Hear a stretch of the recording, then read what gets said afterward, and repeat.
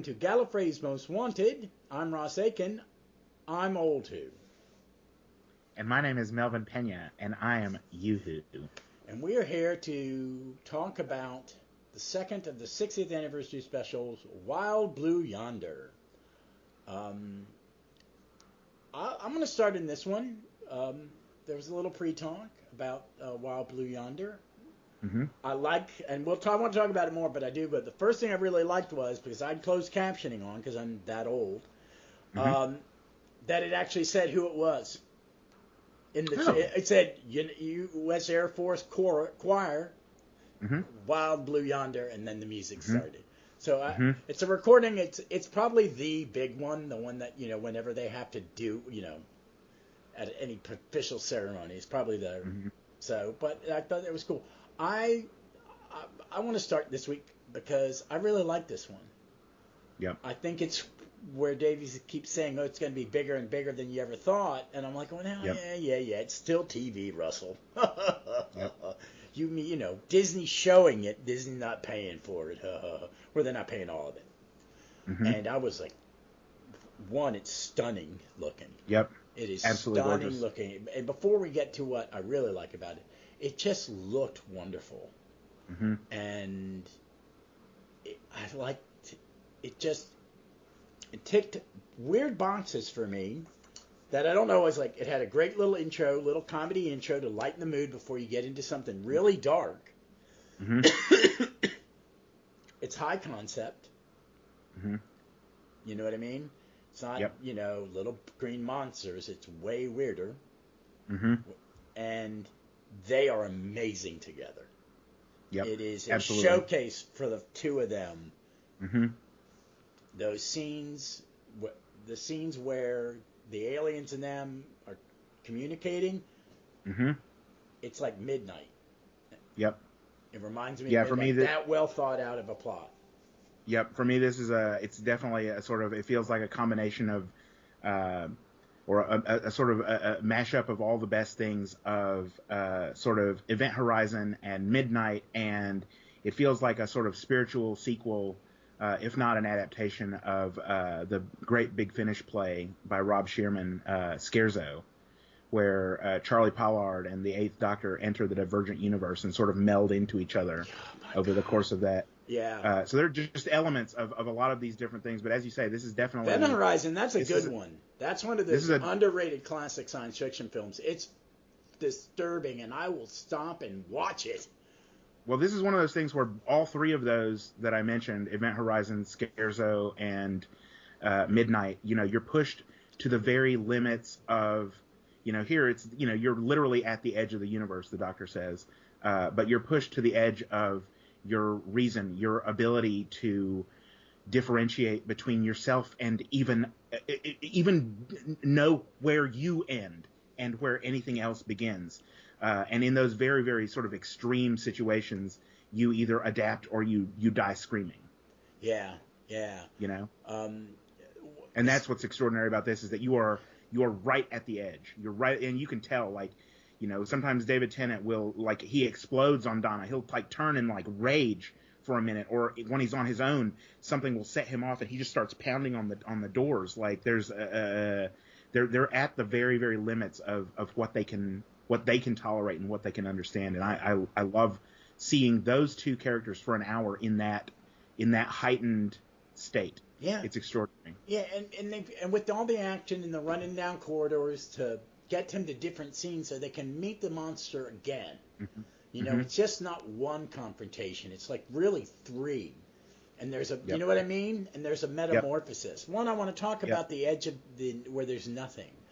That concept that this is the edge of space. I can't explain it to you because you haven't then made up math named Columbian flat mathematics. Yeah. But I like that because when you do these in American science fiction, and I've said this over and over again, like Star Trek, technobabble, I don't give a shit why it works. You create technobabble, and Doctor Who does it too. That's what the sonic screwdriver is. It all in one package. This is my get out of free card technology. But what I like about British science fiction is they don't always in their comics and this, for me, they don't always have to give you a reason why. And they'll go, and I like when Doctor Who goes to these places where we're dealing with something that we cannot understand. And I like how in that scene he says, I can't explain this to you, Donna, because it's not a language your people have. It's beyond. It's a concept even beyond me almost. Yep. You know that he can't. It's not. He doesn't understand the language. It's like in Satan Planet, you know, where he can't read the language. Where he can't read the language because it's so old. Yep. When he meets the Eternals in Enlightenment, stuff like that. I love that. I love that the alien spaceship. It reminded me of Aliens. It was too big for him. You know what I mean? That the alien was bigger. The ship is bigger. And that's one of the things that you just gestured toward, which is one of RTD's specialties, is that he can give you a phrase and then like completely not explain it, but you get what he means. And that's all that matters, is the shorthand of, you don't understand this, let's move on. Yes. You know, or where they're and doing still make it seem amazing. Yep. We're at the edge of space where there is nothing. That little light way in there, that is the universe. This is how far away we are from your entire universe. How quaint it is that you can live in a single universe. Yeah. Which I kind of like, because with all the multiverse stuff, you get in all entertainment. But it was just, I liked it. It made it's a simple line delivered well that gives gravitas to the setting and where they are. So when they introduce the thing. Ross, I have to stop you there. It's not gravitas. It's mavitas, I think. Mavitas. I was going to say that for later, that they actually, like the idiots they are, fuck it up and change history. So the rest, I'm like, why are they telling a joke? It's like, oh, no, shit. They've changed the word. And they don't even realize it. Mavity. It may be a Mavity well. Normally I don't like the Doctor changing shit, but that one, it took me, because it really did take me the second or third time they said it to go, oh man, they changed it. Absolutely fantastic. But you know how you get it, and it's just them. They're on this set, and I really want to talk about the set too. Yeah. That they're using kind of like, I don't know if they have one. They've gotten what is it called, the vault. The volume. No. They showed. I saw the Unleashed. It's just green screen. But wow, man. But this is one of the things in the Unleashed, is they talked about how at the same point, not far they've come since they were doing it since the first Doctor and 10th and Donna run, or the first Tennant and Donna run, and how far they have come, because now they're just a lot better at matching angles, and they can simulate for the director. They can CG the background, but for Tennant and Tate, they're still against green screen. So they've just improved the technology on his of green screen, even though it's not done. Yes, yeah. Exactly. So when they did Tintin, they used that, like when the actors are walking through the set that had shit on it. Yep. Spielberg could see exactly what they were touching. It's exactly that. Yep. Oh wow. So yeah, it's not the volume, but it's oh my god! Imagine what. But it looked really good. Yep. I think it's the best. People complained about the flux and power of the Doctor. Yep. That was done in COVID, and it still looked really good. Correct. But it was all green screen. It was all CGI, because that's where we're going. It's That's the other thing with that very first scene, which we'll talk about, the Isaac Newton scene, is that they were not on the same set together. The guy who played Isaac Newton was somewhere in, like, on the Welsh seaside, and Tennant and Tate filmed their part in Cardiff. So the three of those actors were not on the same set at the same time. I'm not surprised. But it was the exact same technology. I think it was blue screen in that one, but same difference. Yeah. They're just better. They're just much better now at matching CSO angles and stuff. Yep. It's a CSO Barry Letts wish he had. Yep. Yeah. So, no, but it was gorgeous, because it looked ginormous. It was just like, wow, this is an incredible. And then you had physical sets. Yep. So when they had to do really deep, intimate moments, they went into a set. Mm-hmm. And I like that. I think you can have an intimate moment in front of a green screen. Mm-hmm.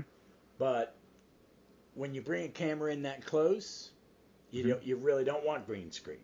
Green screen's good when the camera's far away. Just for your knowledge, everything in the hallway when they were like running down the giant corridor. Everything. That's all CGI. It was the floor, and then everything else was CGI. The intimate stuff in the rooms was practical set. Yep. I could tell. I mean, Yep. and I liked it, and I like, it was a slow burn too. I mean, it built. Yeah. It took a while. Them losing. But before we get off the sets, like I want to talk about just briefly, like not only how good they looked, but how sort of character appropriate and tonally appropriate they were. Like the colors of the scenes sort of echo the colors of the Doctor and Donna's costumes. Even the robot did. The rooms that they go into, the one where Donna is changing the filament plates or whatever, and the one where the Doctor is adjusting the little milliliter thing, like his room matches his look, her room matches her look. I just like that tonally the colors of all the sets were graded and stylized to reflect the characters, and I think that's important also because it sort of underscores even though it is sort of vast, sort of outer space sort of setting, it is also very intimate, and it sort of reinforces the idea that we are more or less like in the heads of these two characters for the entire episode, and that is what the villains are doing as well.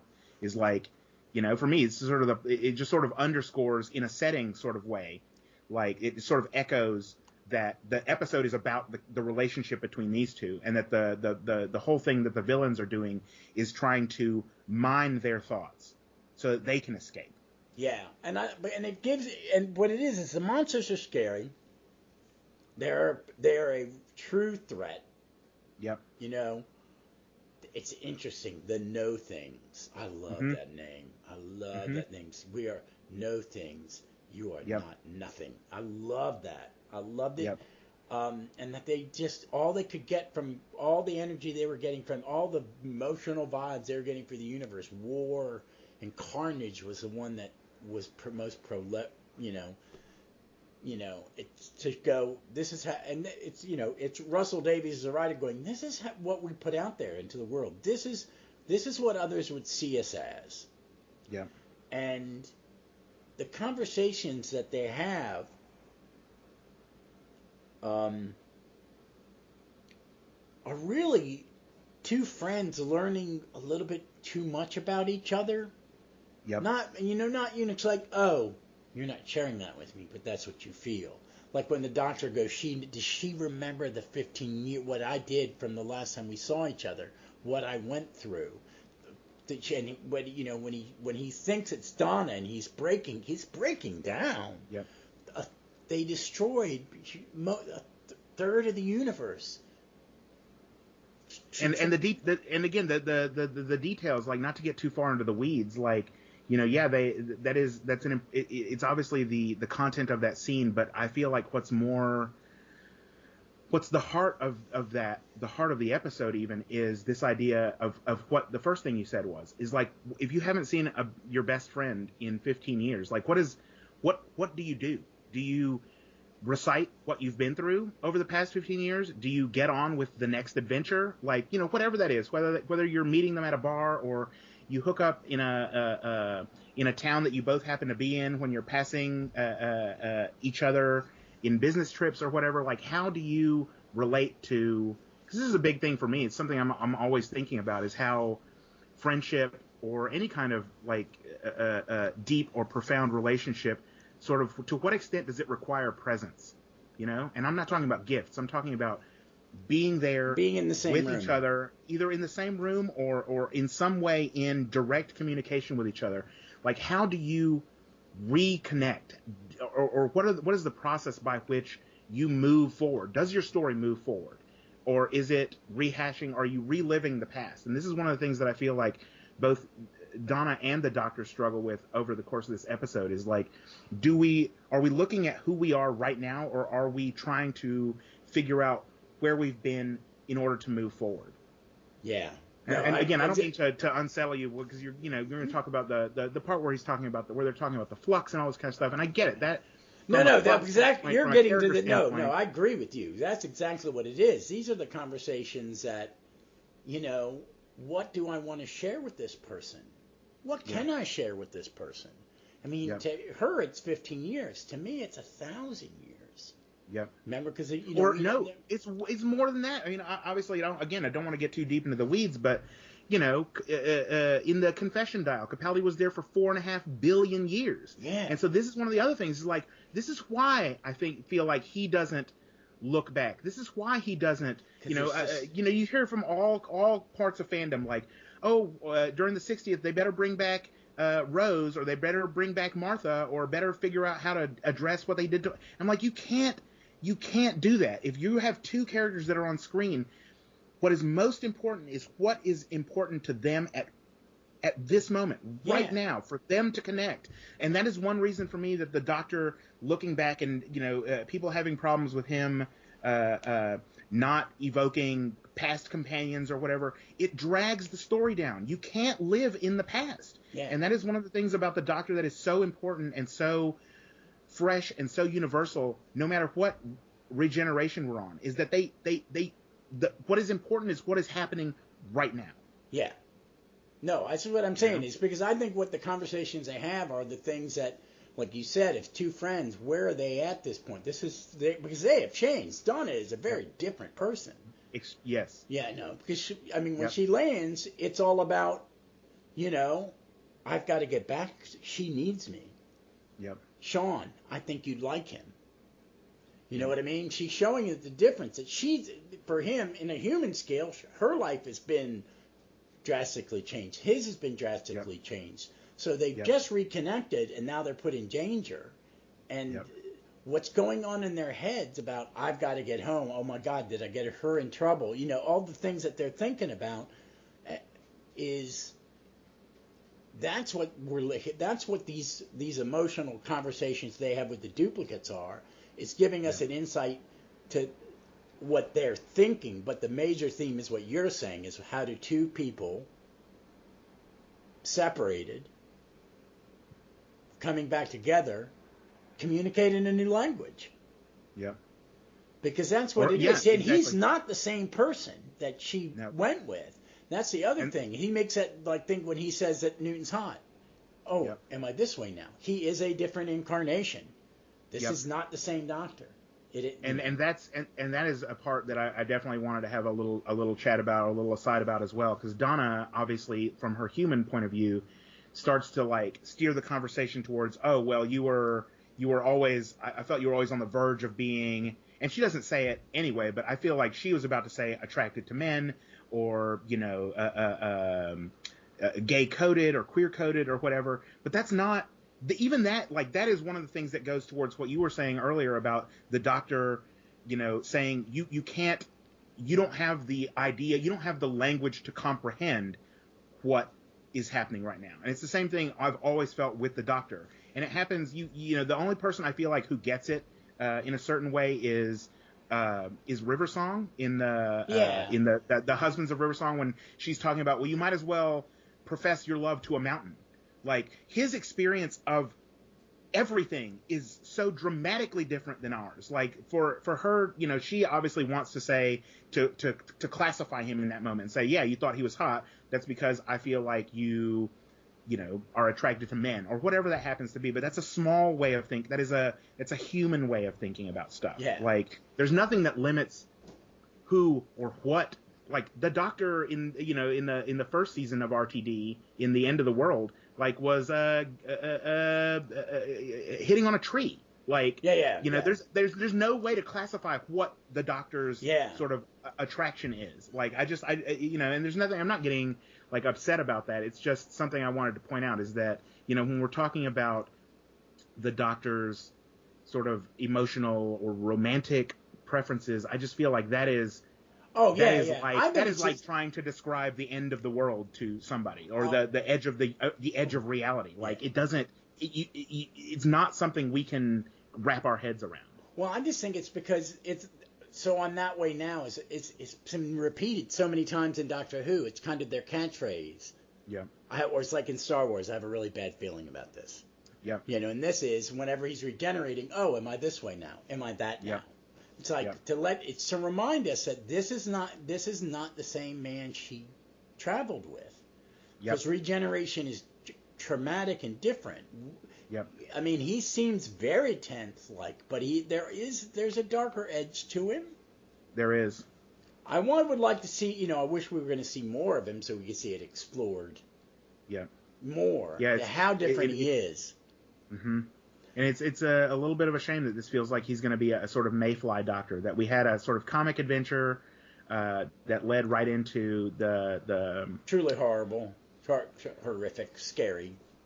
Yep, into the first special, and then this is one of the things RTD said before the specials even started, that there was going to be a sort of connective tissue, so that there were going to be cliffhangers between each episode, which makes it a little less likely that that there will be sort of big Finish adventures or other comic adventures with the 14th Doctor. But I think that there's a point to that as well, which, like you're saying, I wish we could spend more time with him, but we can't.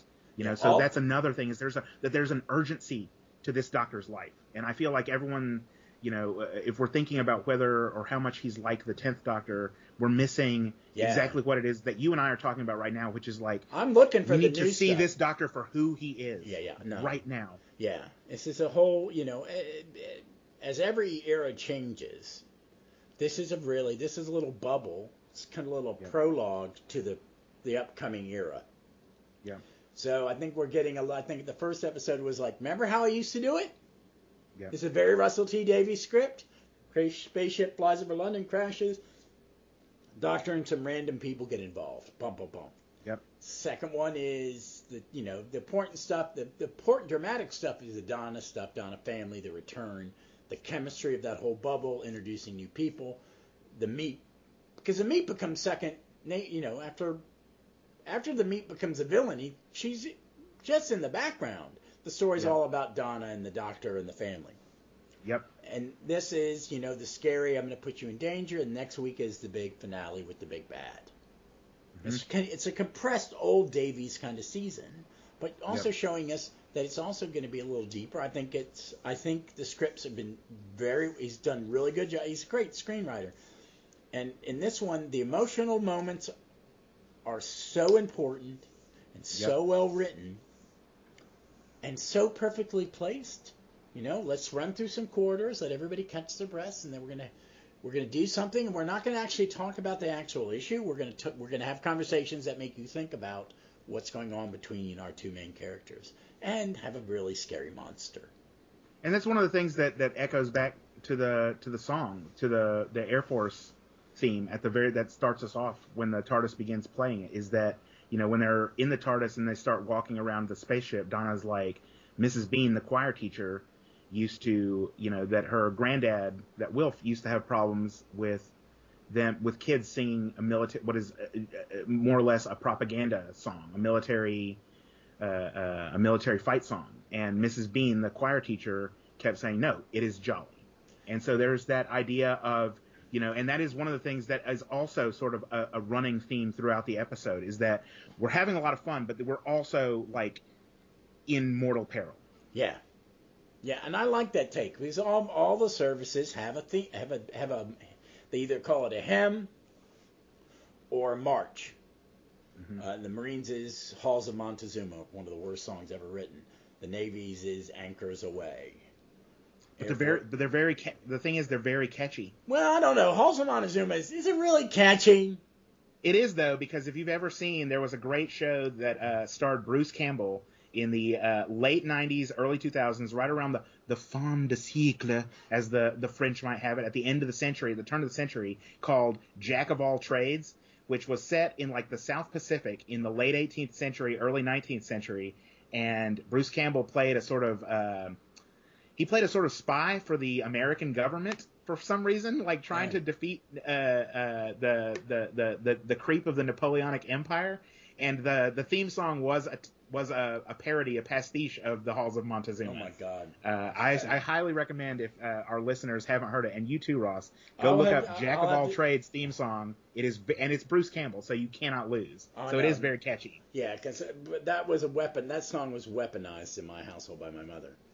She'd sing it very loudly in public. Yeah, and embarrass us to behave because she sings like an Episcopalian. It's awful. But this is the thing. There was another. But that's the version they did. It's beautiful. It's a great. I mean, I know that version. That is the one you hear. You know, it's probably the one the Air Force goes, "Oh, we want to use Wild Blue Yonder. You can use this version." Yeah. But I was fascinated. So that was the first thing I did when I finished watching the episode the first time. I watched it a couple of times before we started taping. I found one that claimed to be a performance from 1944, and it has that sort of tin can, like Victrola, shitty recording, which is what you like. Like, that is very evocative. Oh no, yeah. But it reminded me of, there was an anime show that I watched several years ago now called Mobile Suit Gundam, or I believe it's now called Gundam 0079. And it has a very similar theme song, and but the show has a similar sort of theme to it, which is like you're at your wit's edge in a constant battle for survival, but the theme song is like really sort of cheerful and upbeat. So the contrast between, again, a very sort of brisk and frisky song and the horrors that are going on in the show. Yeah. Again, it just like it mirrors that for me.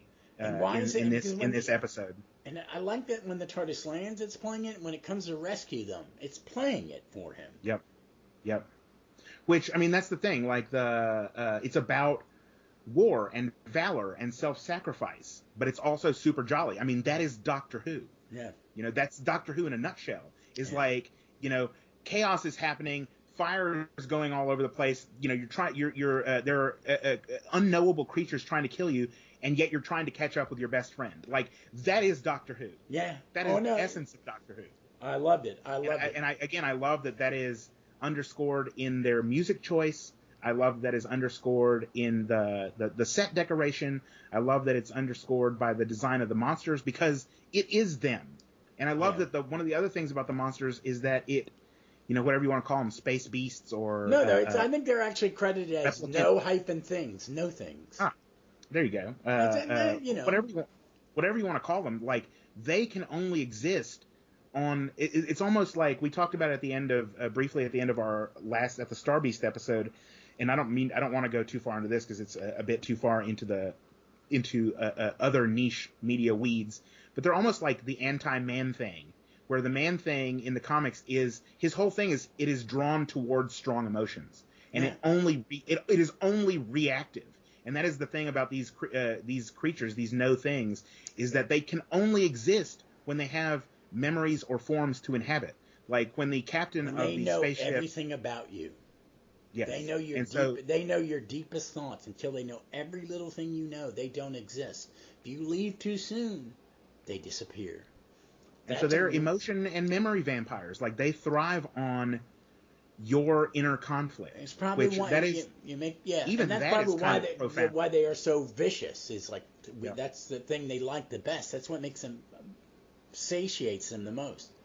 And that is 100% the next point I was going to make, which is that, you know, one of the other things of this, one of the other sort of guiding or ruling themes of this episode is that we are our own worst enemies. Okay. You know, they're only as powerful as Donna and the Doctor dislike or can be self-critical of themselves in front of them. Like, they feed on our self-hatred. And I feel like as sort of a larger theme to look at, you know, we're not only like, you know, how do you reconnect with people that you've been apart from for a long time, or like, how do you rekindle a friendship? How do you move a friendship that is in the past forward when you've both grown so much and changed so much? But also, like, you know, this is one of the big things towards the climax of the story, is that's how they differentiate the two Donnas, is like, one of them is only self-loathing, because that is what she picks up on, the no thing Donna, whereas the other Donna, you know, she is self-critical and you know, self-satirical, but also knows that she's brilliant, you know, that we are all of those things. And that's one of the things that the Doctor also says. It's what makes her a great companion. Yeah. But that's one of the other things that the Doctor says, is that, you know, this is one of the qualities of humanity, is that they can, and this is a thing that, you know, all of these things all at one time. All at one time. That you can believe, you know, what was it they said in Alice in Wonderland, that you can believe 6 different things before breakfast. 6 impossible things before breakfast. But no, but I mean, it's a that's a great thing. Oh, it is a great thing. It's a great description. It's that that thing about Doctor Who teaching us lessons about things. Yeah. It's what a good script does. You and me have been talking more about Two Friends Reconnecting, where if you were to do the plot is if Davies has this incredible talent, I think, and I think the good Doctor Who writers, especially in modern Who, and I think they all have done it at times, is to make a story about, in old Doctor Who, it was all about the story. You know what I mean? It wasn't about character growth. Yep. They are still writing those kind of Doctor Who stories. They're just inserting the character growth. Yep. And then sometimes they hide it. And this is about how we think of ourselves and how we reconnect with a friend and what our friend thinks of us, Yep. On a lot of really deep levels. Like Midnight is about identity. Mm-hmm. You know what I mean? What is my identity? Who am I? Yep. So I think, Davies is dealing, it just is that perfect blend of those two things to where, yes, it's creepy and the monsters are weird and they have these weird scenes where they talk, but it's all about the emotional context, the subcontext of the whole scene. And it's just amazing. And that's why this is a sort of spiritual sequel to that story as well. When we brought up Midnight as well. Like, and you just said Midnight is about who am I. This story is about who are you? Who are we? Yeah. That is moving the story forward. That is how Russell is different as a writer from 2007 or whenever that story came out to 2023. Is that he's now It's a Sin. The years and years, like the other dramas that he's penned in between then and now, it's about community. It's about who we are. It's not about who I am or who individuals are. It's how do we coexist? And I feel like in these two, we've only had 2 episodes and there's only one left. That has been the focus. Like in the Star Beast, it was, as you said, it was the family. It was Ross and Sylvia and Sean and Rose and Donna. Like this is and then they ask about Wilf, and then we get Wilf in this episode, which I don't know if we but in this episode, it's now who are the Doctor and Donna now that they're together again. Who are they? What are they concerned about? How are they going to get along? How are they existing together now? Yeah. Yeah. And it's who are we? What is our community? What does it look like? What does our community look like now? Yeah.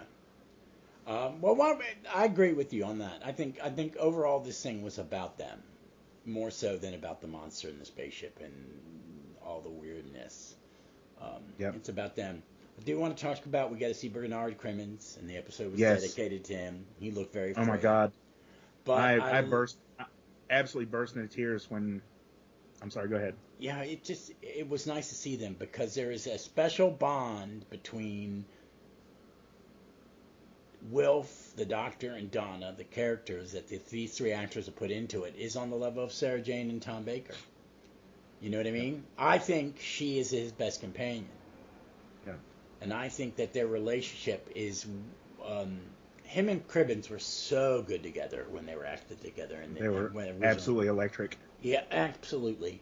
That, scenes would be changed because of just what they were doing. And it was good to see him back. It was good to see that smile on Tennant's face. That's because he's with Bernard. You know what I mean? That's a real fucking smile. Yep. And one of the... I don't want to... you're going to find out one way or the other, but in the... Sorry, it really is going to make me cry. Right. They said in Doctor Who Unleashed that this was the scene that they filmed with him. This is the only scene they filmed with him? Oh, so wow. That's it. But, I mean, that's the incredible thing. I mean, it's from what I understood, they said they were only able to complete one scene with him. And that is one of the incredible things, again, about this script, about this episode, is that last scene, it's like it is, in its own way, sort of like the Destination Skaro minisode, or even more so like The Night of the Doctor, in that it's sort of its own story. Like, you get the meeting, you get a little adventure, a little bit of the catastrophe of the people hitting each other and the plane crashing, all this kind of stuff. Yeah, like and the Doctor can't the land. reunion, and then you've got to save us, and then it goes into the theme song. That's almost like its own little episode. And the fact that they get to have that sort of micro adventure at the end I mean, again, I obviously didn't know until I saw the Unleashed. I didn't know apparently that. See, I was thinking, because there was some video of them pushing him into the TARDIS. Yeah. And Sylvia's there. Yeah. So. And again, I don't know for sure, because obviously I haven't seen the giggle yet, but that is what they said in the Unleashed, is that this is the only scene that they completed with him.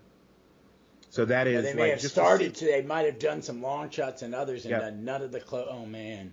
But just to see him again, to have them interact again, it underscores another one of the themes of the episode, which is, this episode was sort of structured like a perfect. And I know you know a great deal more about this than I ever will. Like a sort of 3-act play. Like this is a very sort of structured drama in that it's almost perfect. Like, I paused it at 3 different spots when I was watching it the second time just to make sure. Like, the first third of the episode is the Doctor and Donna, having the crazy adventure with Sir Isaac Newton, and then getting onto the spaceship and looking around.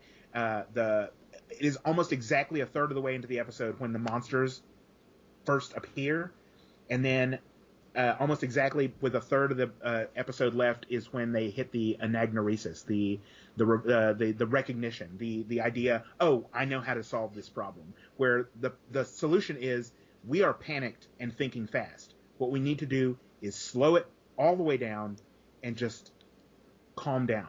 And I feel like Bernard Cribbins at that end does exactly that. He slows everything right down to, everything is chaos right now, but I love you. I love seeing you. I love that you're part of my life. Like, it's just amazing. Yeah. Again, in that tiny scene, you have an echo of everything that's happened in the preceding 55 minutes. Yeah. Which is just like terror and chaos, but here we are together again. Isn't this amazing? Oh my God. I couldn't believe it was only 55 minutes, because I'm watching and not that I thought it was long. I was like, you crammed all that into 55 minutes? It felt long, Ross, though, and I loved that about it, because it was, and we sort of thought about it last week, because it was sort of gestured towards, is that this was going to be a weird episode. Sort of. That's in the why, style why of, they didn't give anything away, because they didn't want to give weird. it. If they had showed you any fucking clips, you would have ruined it. Yep. But it is weird. It is unsettling. It is. There were. I don't remember the last time I had at least two jump scares in an episode of Doctor Who. But the hook banging on the first time the hook banged against the hull of the ship, I jumped. Or and then when the giant arm appeared for the first time, I jumped. Like, there were legitimate jump scares in this episode. Like, it was it was deeply unsettling, and that makes time dilate. Yeah, when you found when out you that don't know what's going on. When the captain's been orbiting the ship for so long, 3 years. Why would they have walked out without a space? Oh, the door opened once and closed once. That was her walking out into space, killing them. That was her way of saving the universe, was to walk out into space. And it's a beautiful model that the alien is very alien. Yep. Non-humanoid at all. I love it. And I can give you a little bit of that as well from the Unleashed, is that they purposefully modeled the hieroglyphs in the ship, the little markings, after what they imagined a horse-like alien would do with their hooves. Like in their ancient civilization, and that is how the language, the little hieroglyphs were done, is they're supposed to mimic the motions of how they imagine hooves would clop on I love a surfaces. fucking set dresser, man. I fucking love a set dresser. I'm going to put shit in there because the edible kicked in about halfway through my shift. Well, but this is the thing, is that the horse, and I think they eventually landed on that it was a her. So this is a space mare. My day job is horse stuff, so I find this inherently fascinating. But the space mare also sort of adheres to what it is we've been talking about from minute one. Like even going back to the Air Force theme song is "We live in fame or go down in flame," and this is the sacrifice that she knew was needed to be made, and she made. And again, like the slowness of it is another thing that we really should pause and think about. That is that this robot, right? Jimbo the robot, who we haven't even spoken about Jimbo the robot yet. And I fucking love Jimbo the robot. It's a great design in that it was just such a slow moving robot. It's just the captain slowed it down. And this is the thing, is like, how long do we think the countdown was? Because when Donna and the Doctor get there, everything they do when they're moving having Donna move the little plates, and the Doctor is fiddling with the little water pipes, is speeding things up. So this robot has been walking for 3 years, and very slowly. So it can't have come, like, how long do you think the countdown was? And this is getting into the weeds a little bit too, but I don't care. I love this. I love speculating as like 3 minutes, 2 minutes, 1 minute. Like, has it been walking? Like, again, thinking about time dilation, because it's moving so slowly. One step every, it can't have come from very far. Oh, no. In 3 years, if it's moving that slow. Oh, I loved it. I love that. It was just, it's that timey-wimey thing. It's that blink thing. It's, all these things. Let's play with time.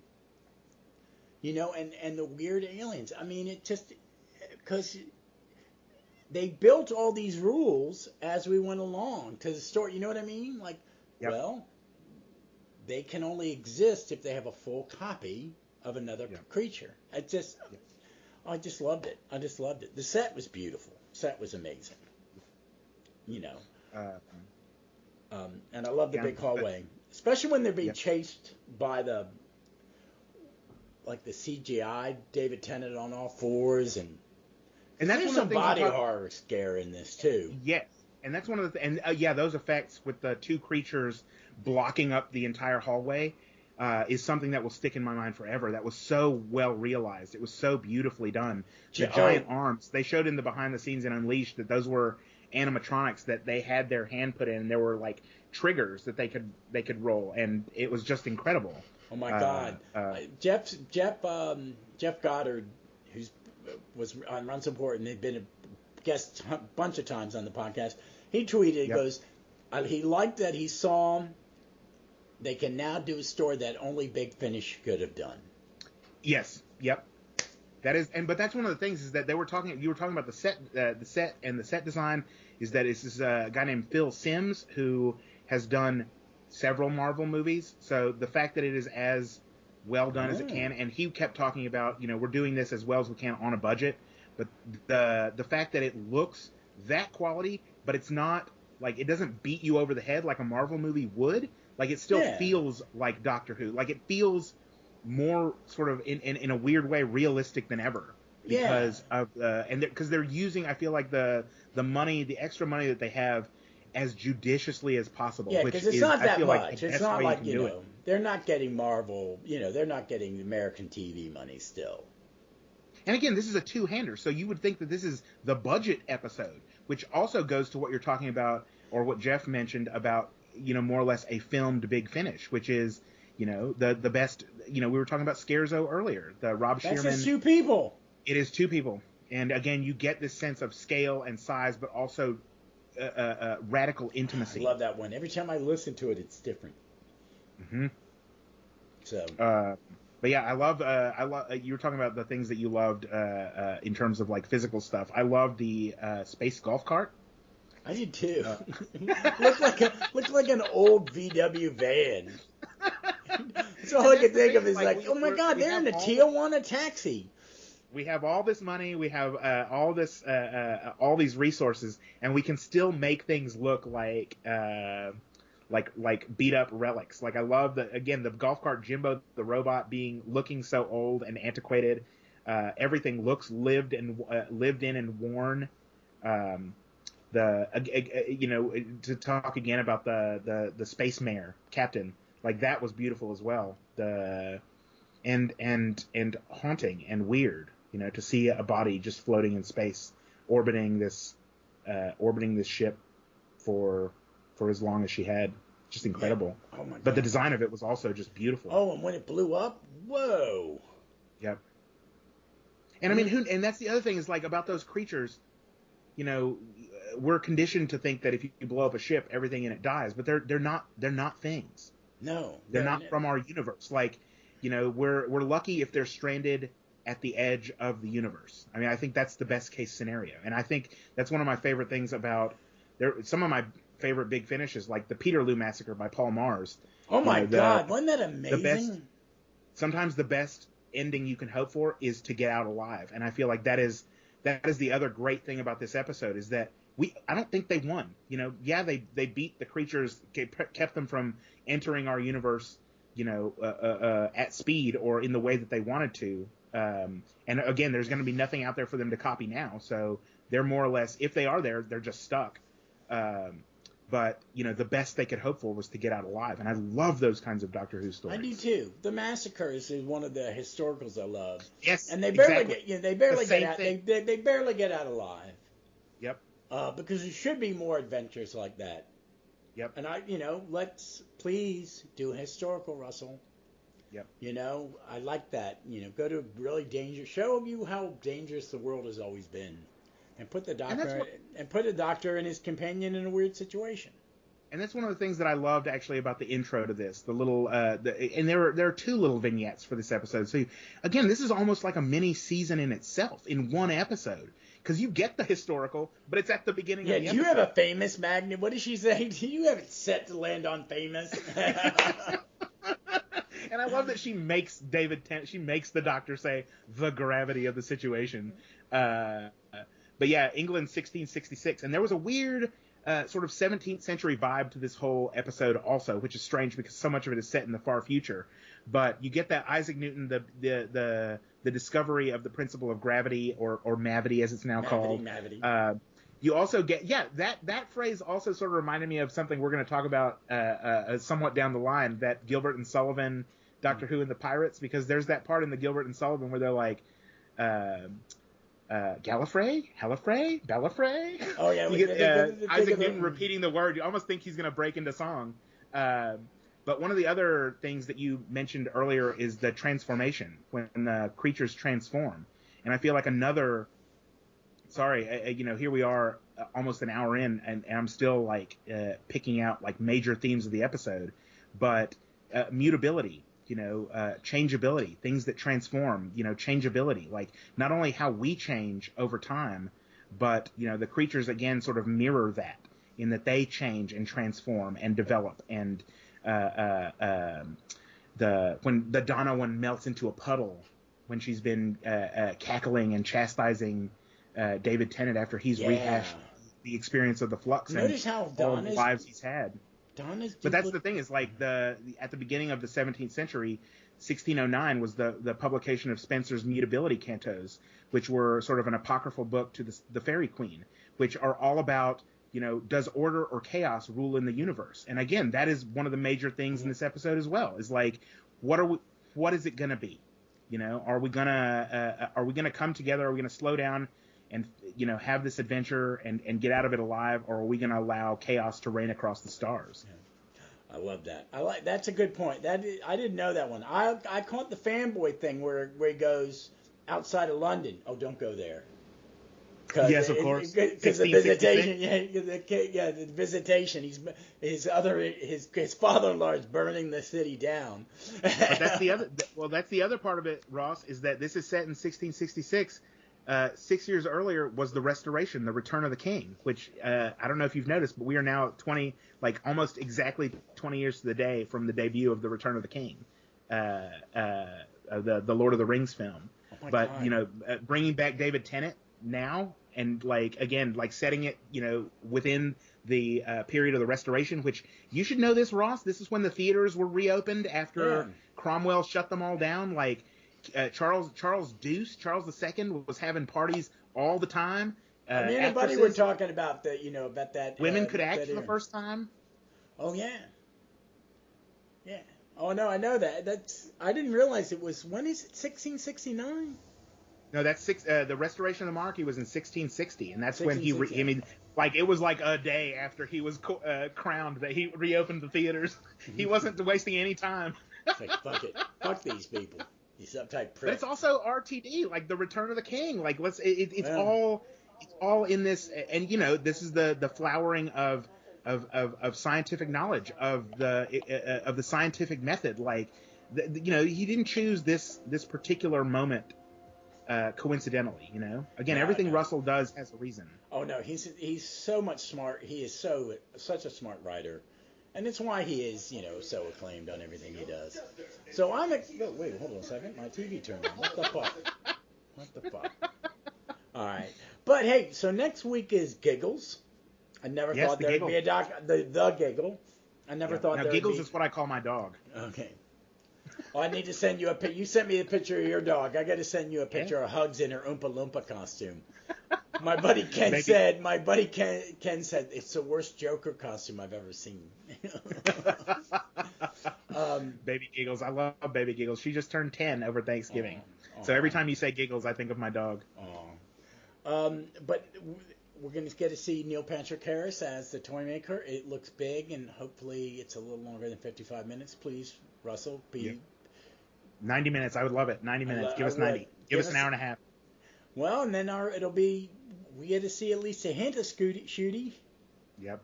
But yeah, it's incredible, Ross. It's been amazing to 3 weeks, and again to know that next week, to do this flashcast again. And I appreciate you bringing me on board for this.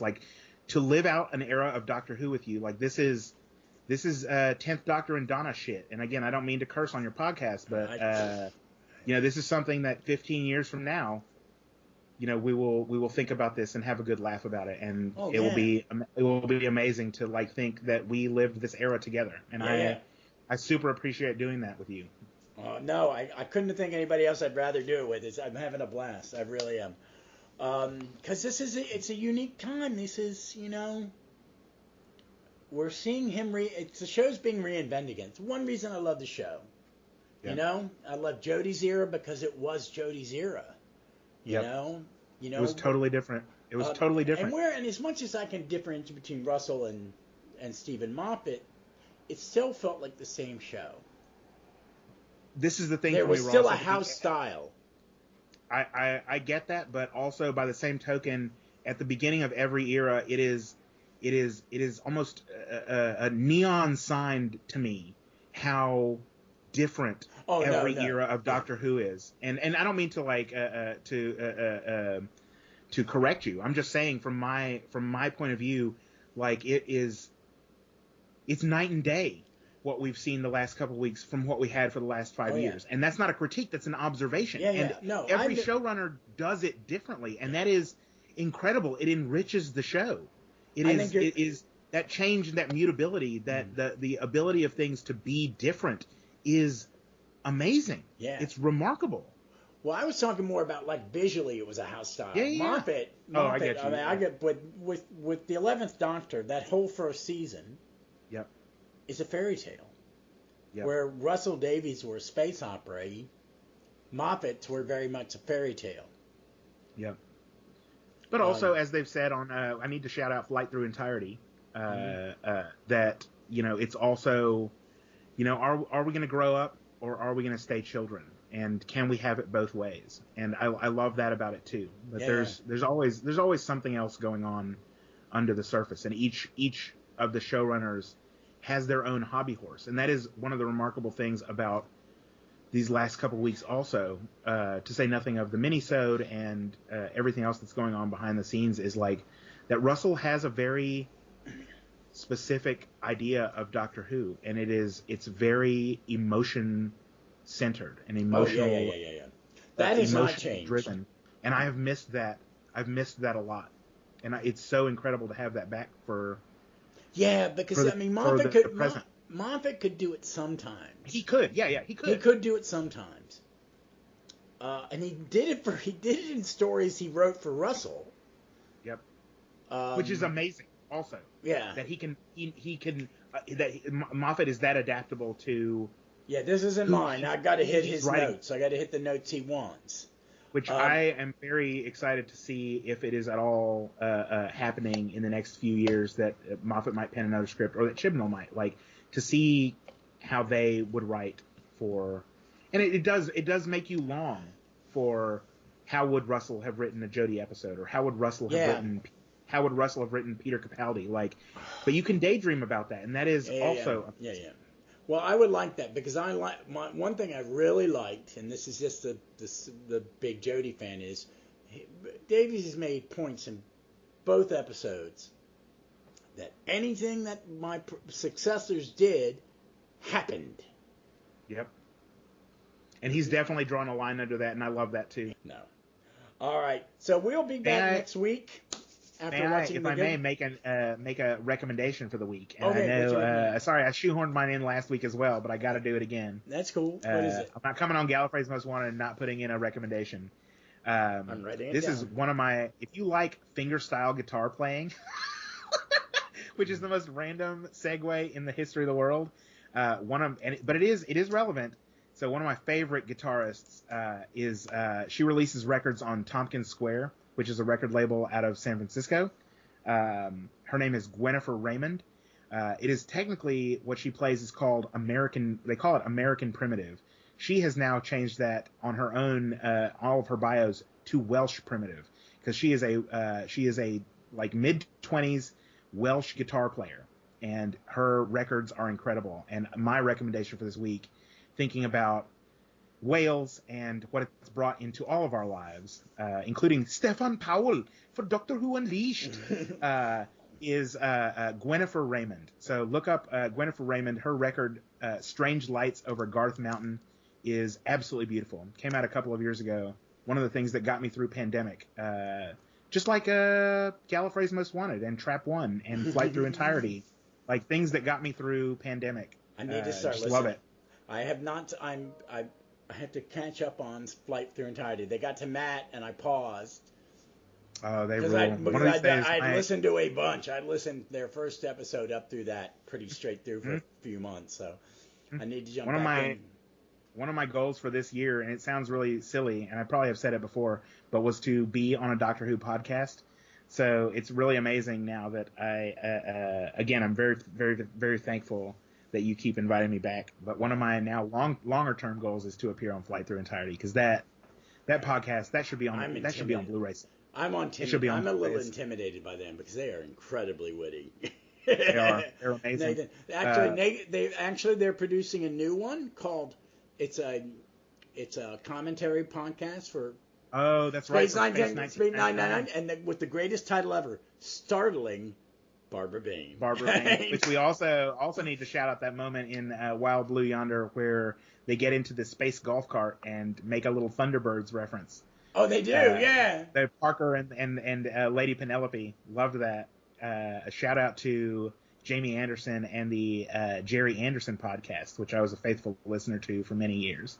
And also, since it's this week and it just happened, and we were talking about Scherzo and the Divergent Universe arc, Scherzo also has to be a recommendation.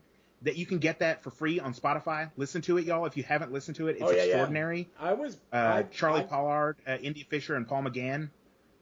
Yes. And in the upcoming Sontarans Rutens anniversary set, Karis is coming back with the wonderful Conrad Westmouth. I'm so excited. That is 100% where I was headed with all of this. I can't wait to hear Conrad. I cannot incredible. wait. Can't wait. I bought it the moment I heard that he was back in, and I'm like that also was just like very, very emotional for me. It's been a week of emotional returns. Yeah. These last couple weeks, to know that he's back. That series of the Divergent Universe arc. I know it's quote divisive. I think if you love Doctor Who, you love the Divergent Universe arc. Well, I'm looking forward to getting back to that because with McGann, what we've got I got coming up is Neverland, Zagreus, and then that. Yep. So it's amazing. Some good stuff. Some great stuff. Conrad is a huge part of that, and it was amazing to see him be announced as coming back. I ordered it the moment I heard that he was back because that series was very, very important to me. It's the next one I'm buying. Oh yeah, it's the next one. I'm buying. I'm on a budget, so it's only things that have the Eighth Doctor or 60 in them right now. Oh no, and I do want to get one of the first Doctor ones because I do like the recast of third. Dodo. Yeah, Dodo's in it. Yeah, I've liked those. I've liked the ones where Trout and Son's doing them. And Yes. I like Stephen Naylor is playing the first Doctor. He's very good. He's no. The first Doctor is being played by Stephen Noonan. Stephen Noonan, thank you. Tim Treloar is playing the third Doctor. Chris Naylor is the guy who is playing Harry Sullivan and is doing a lot of the new painted covers for these, which he is an extraordinary artist as well. Oh, that's cool. So shout out to Chris Naylor as well. Yeah. I listened to recently, the most recent Big Finish that I really kind of jumped into was one of the books. One of the. While you're looking it up, novels, I've had to scale back my Big Finish as well. The 7-hour ones that. Oh my God.